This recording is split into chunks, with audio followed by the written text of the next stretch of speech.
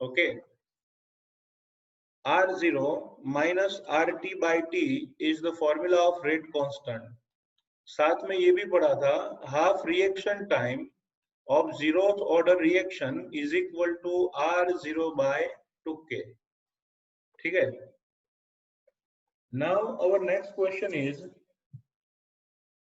explain the example of zero order reaction. हमारा next question ये है explain the example of zeroth order reaction. Examples of zeroth order reaction. Students, zeroth order reaction, zeroth order reaction is rare. zeroth order reaction बहुत कम मात्रा में पाई जाती है. Okay. Generally, students, enzyme catalysis. Generally, enzyme catalysis या फिर metallic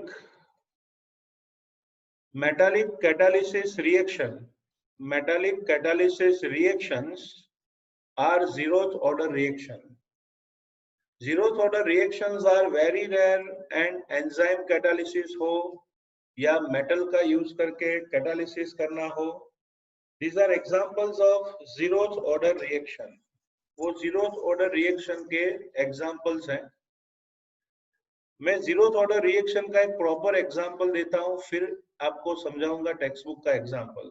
चलो, suppose आप कोई बोर्ड को रफ करने के लिए डस्टर लाए हो. नया डस्टर है और नया डस्टर है तो क्या होगा, आप लिखते जाओगे, रफ करते जाओगे, लिखते जाओगे, रफ करते जाओगे, राइटिंग रफिंग. तो जितना लिखोगे इतना रफ कर सकते हो. तो शुरू में डस्टर का यूज करना, that is first order reaction. You are writing and roughing everything. Okay, now you can see, अगर एक टाइम ऐसा आएगा कि जिस टाइम पर डस्टर पर डस्ट पूरी छा जाएगी, मतलब the surface of duster becomes Housefull, तो नई डस्ट के लिए उस डस्टर पर कोई जगह नहीं होगी. फिर आप कितना भी प्रेशर लगाओगे, कितना भी, फिर भी उससे रफ होगा नहीं. तो डस्टर का यूज करना शुरू में फर्स्ट ऑर्डर रिएक्शन थी, फर्स्ट ऑर्डर. लेकिन फिर finally at higher concentration of dust, आप कितना भी प्रेशर लगाओगे डस्टर से रफ नहीं होने वाला. तो फाइनली वो हो जाती है zeroth order reaction. It becomes zeroth order reaction. Okay, so students, ऐसा सेम होता है कोई भी कैटालिसिस में. जनरली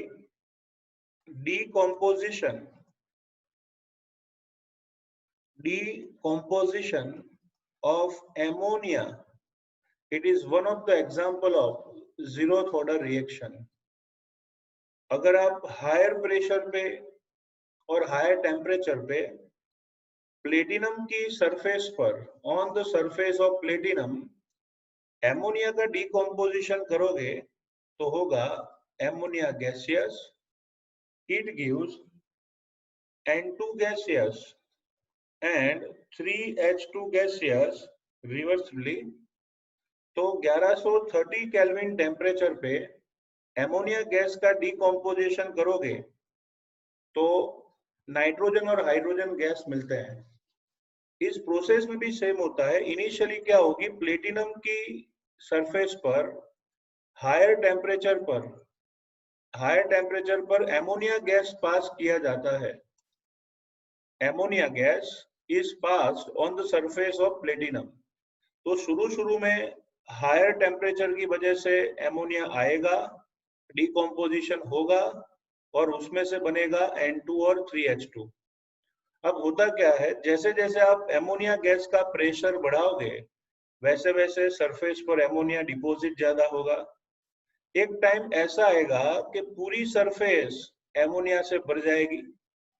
तो इसी वजह से नए एमोनिया को सरफेस पर पोजीशन मिलेगी नहीं, ज्यादा एमोनिया को सरफेस पर पोजीशन मिलेगी नहीं, it will not get the position. Okay, तो पोजीशन मिलेगी नहीं और इसी वजह से रिएक्शन स्टॉप हो जाएगी या फिर नए एमोनिया एब्जॉर्ब नहीं होगा। तो उस टाइम पे आप कितना भी प्रेशर लगाओगे, कितना भी, फिर भी डिकम्पोजिशन स्टॉप हो जाएगा। Okay, so this process is known as zeroth order reaction. तो हमारी बुक ने डिटेल में नहीं दिया है, लेकिन याद रखना ये सभी प्रोसेस जो होती है उनको बोलते हैं हीट्रोजीनियस सिस्टम वाली प्रोसेस। और ऐसी हीट्रोजीनियस सिस्टम वाली process initially first order reaction होती है और फाइनली जीरोथ ऑर्डर रिएक्शन होती है। Initially first order and finally zeroth order reaction होती है। ओके, ऐसे कोई भी एग्जांपल आप लिख सकते हो, कोई भी। जैसे दूसरा एक एग्जांपल है, गोल्ड की सरफेस पर HI का डिकम्पोजिशन। अगर हाइड्रोजन आयोडाइड गैस का गोल्ड की सरफेस पर डिकम्पोजिशन करोगे तो उससे हाइड्रोजन गैसियस और आयोडीन गैसियस मिलता है। So it is one of the example of zeroth order reaction. तो याद रखिए, zero order reactions are generally rare.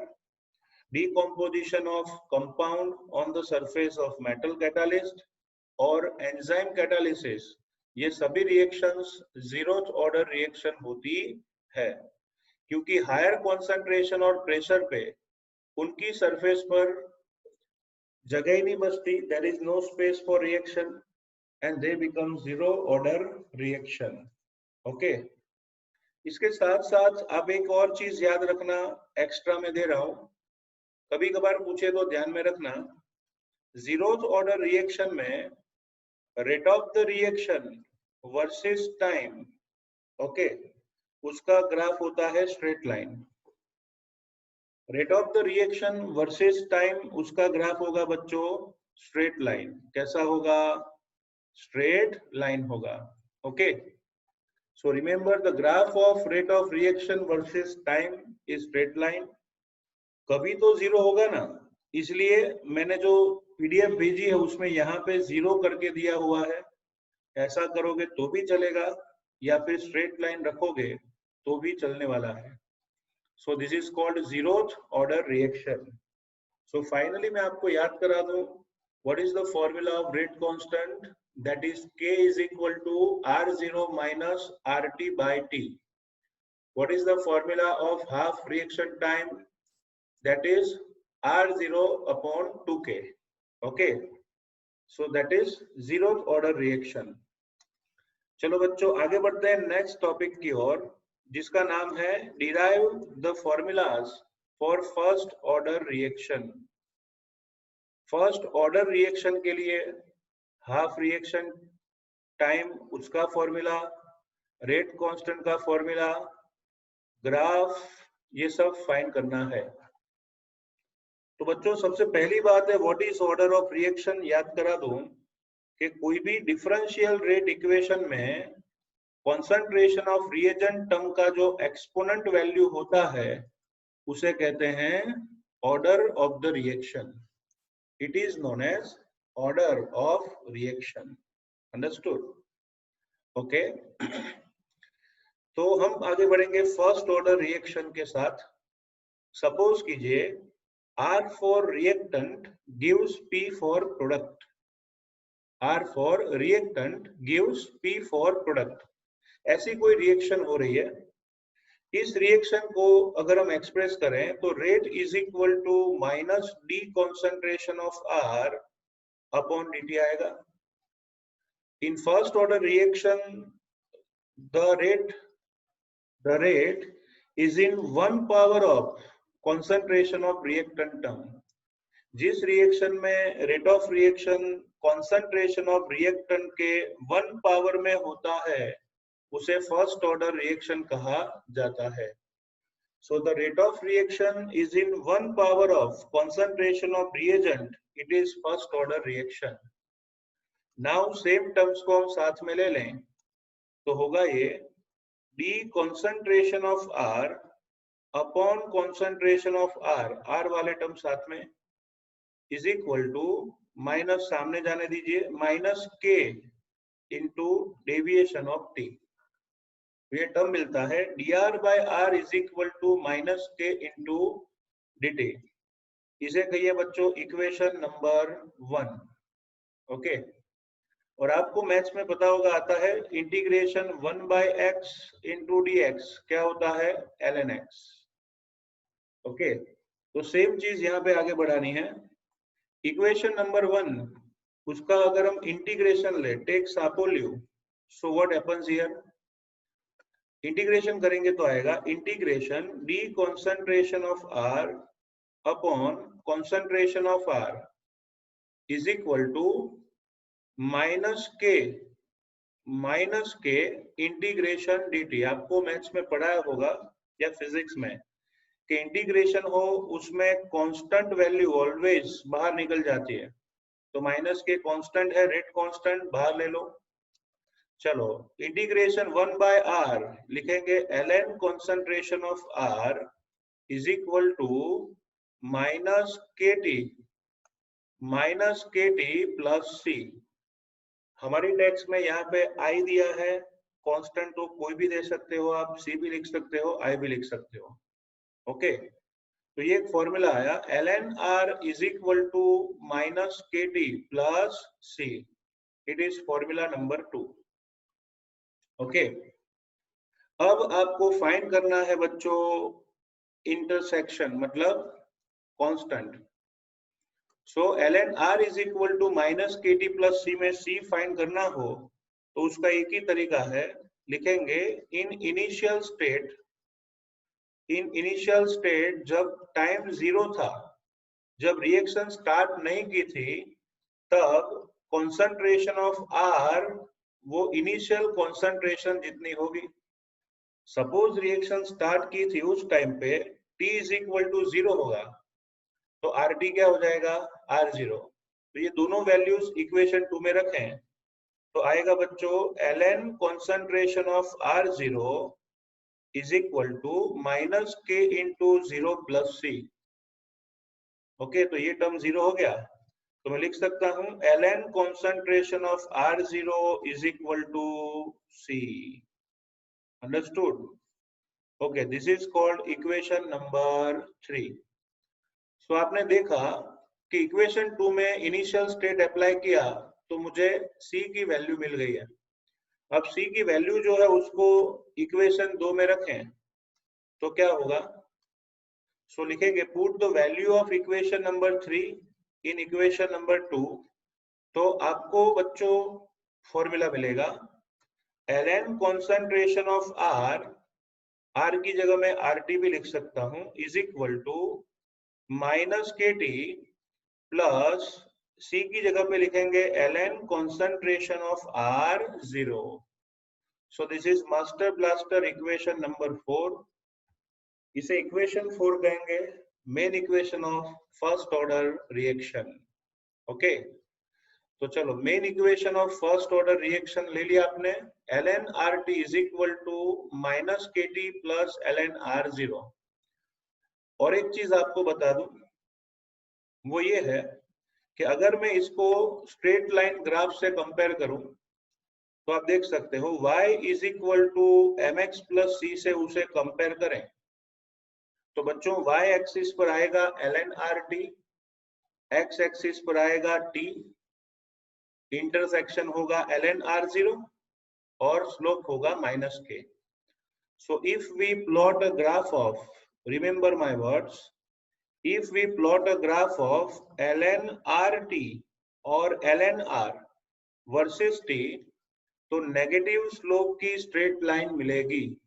Okay and इस स्लोप का इंटरसेक्शन क्या होगा.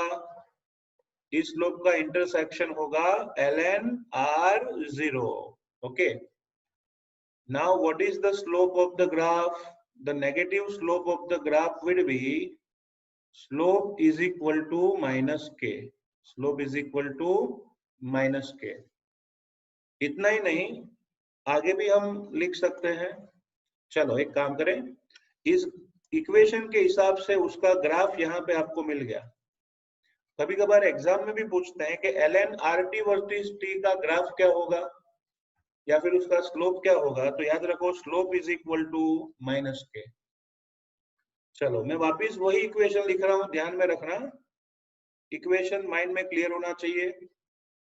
कौन सा इक्वेशन था?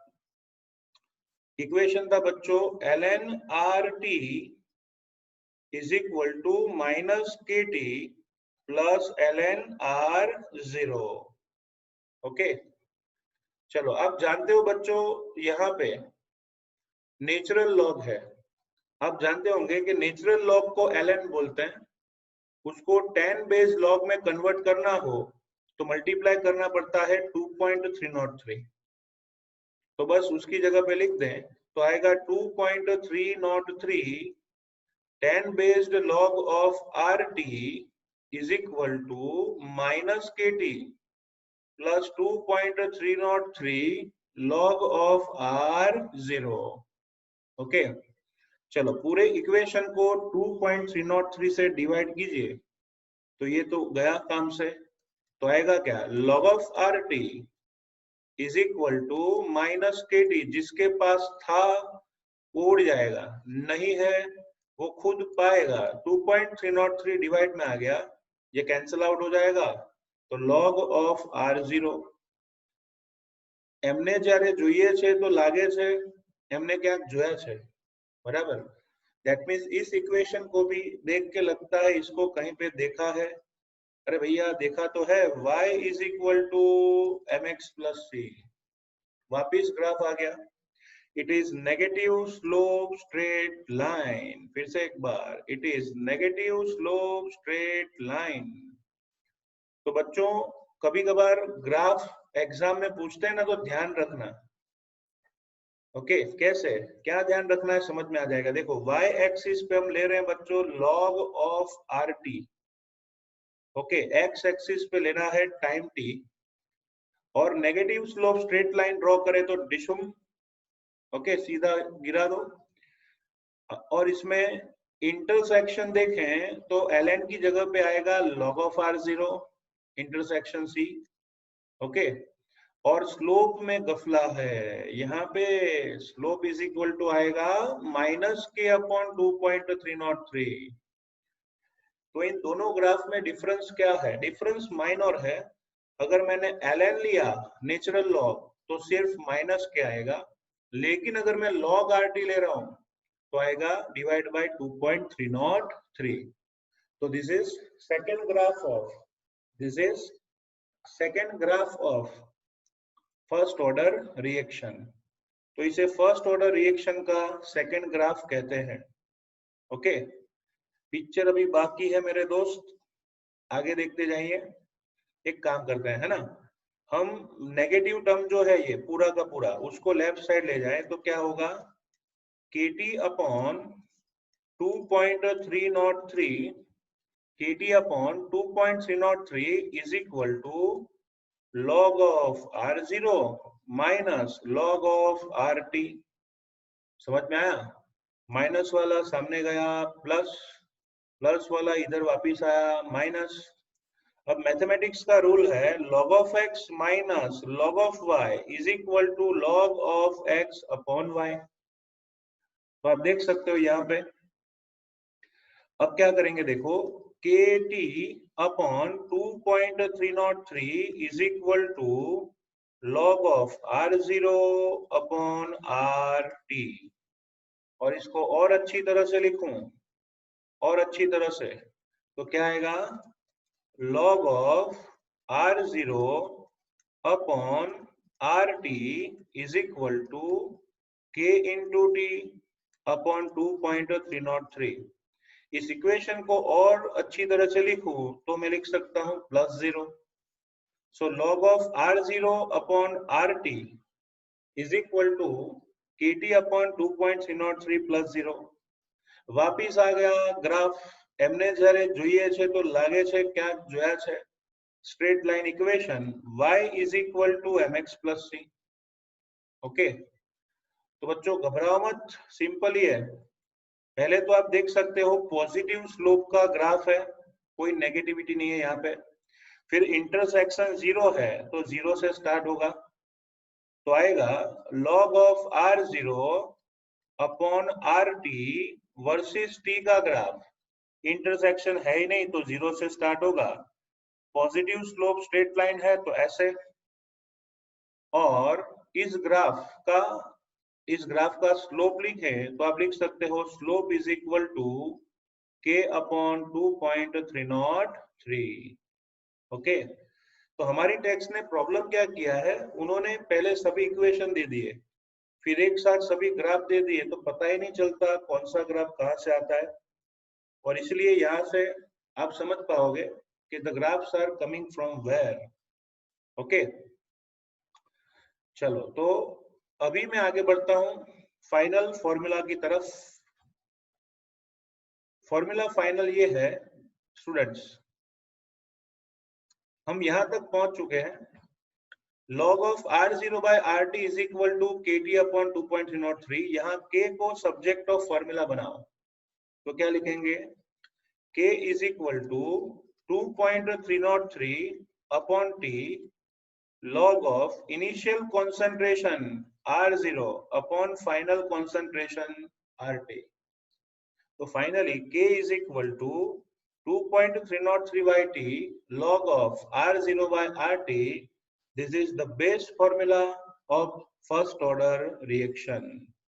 Okay, इसी फॉर्मूला को अलग से लिखना है तो लिख सकते हो K is equal to 1 by T।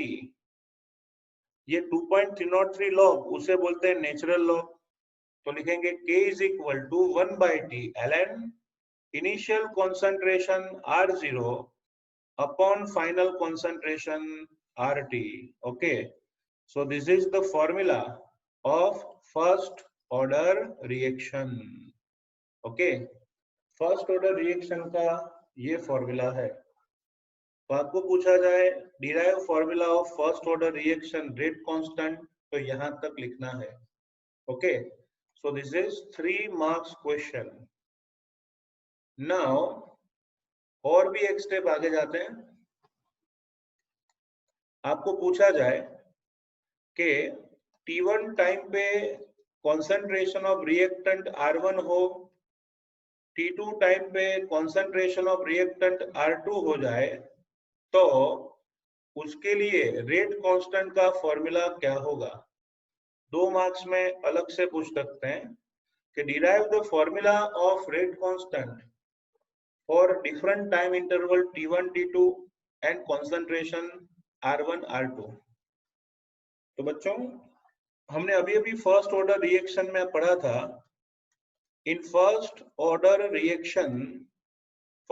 Reaction में हमने अभी अभी आगे लिखा कि log of R is equal to minus KT upon 2.303 plus log of R0, ऐसा भी लिख सकते हैं। ओके, या फिर दूसरी एक मेथड से भी जा सकते हैं। देखो ऐसे लिखेंगे ln R is equal to minus KT plus ln R0। ये हुआ फर्स्ट ऑर्डर रिएक्शन का मेन फॉर्मूला। ओके, चलो एक काम करते हैं। काम कुछ ऐसा है, लिखेंगे first step at T1 time suppose that concentration of reactant is R1। at T1 time concentration of reactant is R1। तो सेम फॉर्मूला उस पर अप्लाई कीजिए, तो क्या आप लिख पाओगे ln R1 is equal to minus KT1 plus ln R0। This is equation number 1। यहाँ बच्चों T1 टाइम लिया तो T की जगह T1 लिखेंगे, और इनिशियल कॉन्सेंट्रेशन R1 ली तो R की जगह R1 लेंगे, बराबर। चलो आगे बढ़ते हैं। सपोज प्रोसेस हुई और टाइम इंटरवल T2 हुआ और T2 टाइम पे कंसंट्रेशन डिक्रीज होके R2 हो रही है। कोई भी रिएक्शन में रिएजेंट की कंसंट्रेशन डिक्रीज होती है, तो सपोज डिक्रीज होके R2 हुई तो सेम फॉर्मूला लगाओ। क्या लिखेंगे? ln R2 is equal to minus KT2 plus ln R0। This is equation number 2। तो आपने दोनों इक्वेशन डिराइव कर लिए, इक्वेशन 1 एंड इक्वेशन 2 लिखेंगे। Now subtract equation number 1 from equation number 2, sorry subtract equation number 2 from equation number 1।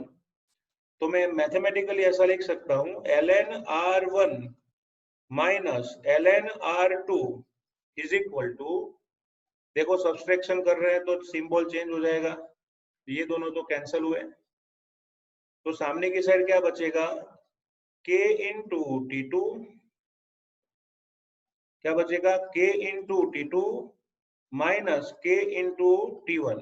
Okay, चलो अभी अभी पढ़ाया कि भाई लॉग में सब्सट्रैक्शन डिवाइड में कन्वर्ट हो जाता है, तो आप लिख सकते हो implies ln concentration of R1 upon R2 is equal to K common निकाल लो, तो क्या आएगा बच्चों? T2 minus T1। तो अगर मैं K को सब्जेक्ट ऑफ फॉर्मूला बनाऊं तो if making K as a subject of formula what happens here?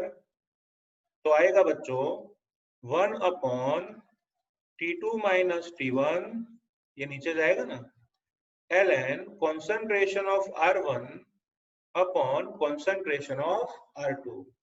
ठीक है, तो ये हुआ 1 to 1 2 वाला फॉर्मूला। अगर उसको लॉग में कन्वर्ट करना है, if you want to convert it in log तो भी चलेगा। K is equal to log of R1 upon R2 करना है तो भी कोई प्रॉब्लम नहीं, आगे लिख दो 2.303 by T2 minus T1 into log of R1 by R2.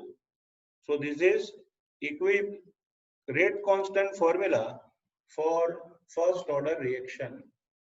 First order reaction का रेट कांस्टेंट का फॉर्मूला।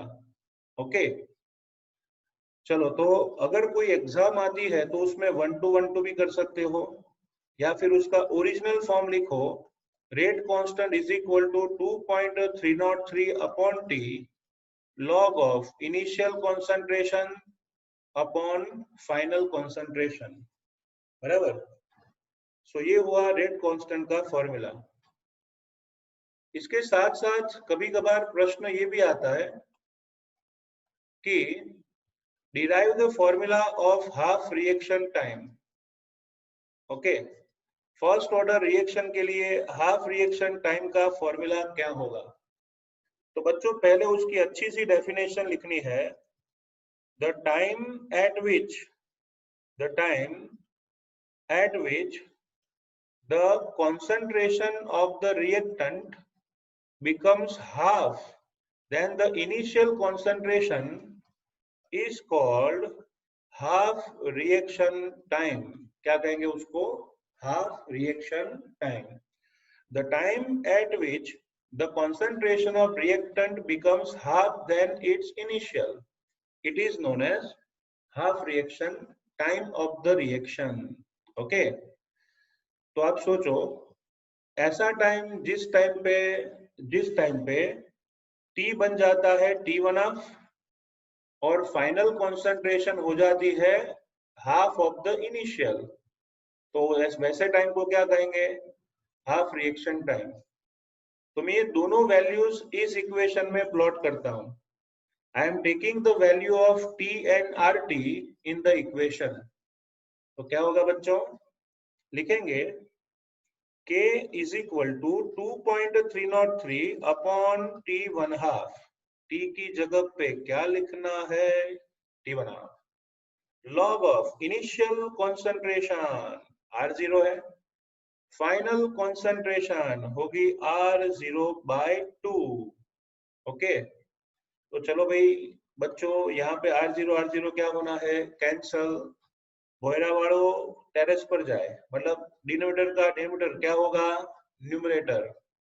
तो यहाँ पे मैं आगे लिख सकता हूँ कैलकुलेशन में कि we can say that k is equal to 2.303 multiplied by log of 2 divided by t1 half। t1 half को सब्जेक्ट ऑफ फॉर्मूला बनाए तो वो ऊपर जाएगा, k नीचे आएगा।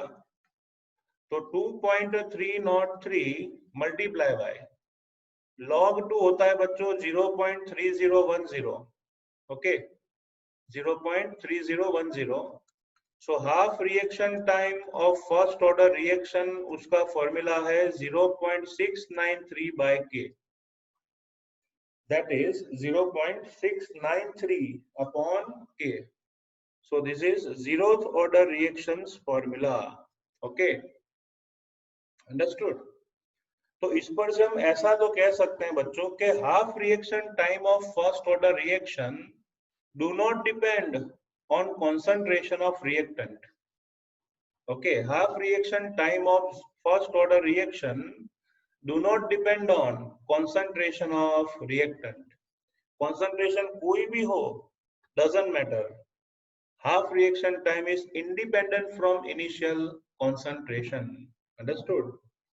तो ये हुआ हाफ रिएक्शन टाइम का फॉर्मूला। तो ये ओवरऑल 5 मार्क्स का क्वेश्चन है। पहले तो हमने के 2 फॉर्मूलाज फाइंड किए, तीनों ग्राफ ड्रॉ किए और हाफ रिएक्शन टाइम कंप्लीट किया है। Okay, so this is about first order reaction. Okay.